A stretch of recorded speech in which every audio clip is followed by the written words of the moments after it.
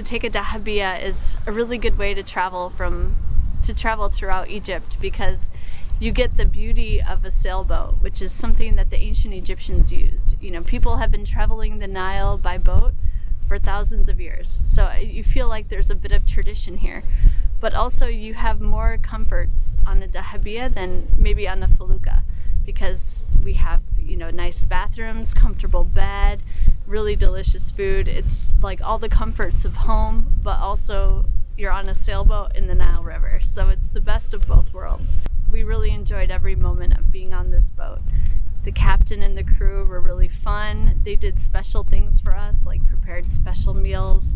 And on our last night, they had a little celebration for us, which really makes you feel like you're at home. And like, you're never gonna forget the experience that you've had, because it really felt like they liked us and they wanted to get to know us a little bit. We got to stop at some villages and some monuments on the way that you wouldn't be able to see when you're on a cruise ship. The gentlemen on the boat invited us to their villages. They showed us around the village, invited us into their home. It was really kind of them, and it was a good experience for us to see what people's lives are like.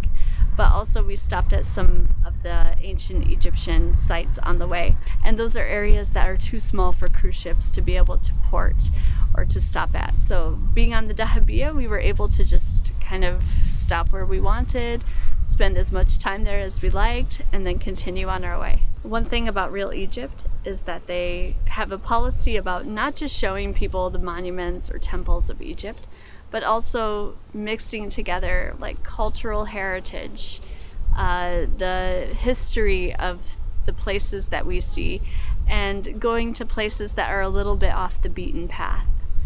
We were on the dahabeeyah for 5 days, and we got to meet the captain and the chef who cooked amazing food for us, and we got to meet their families, and we got to go into some of the little villages and meet people, and it was wonderful.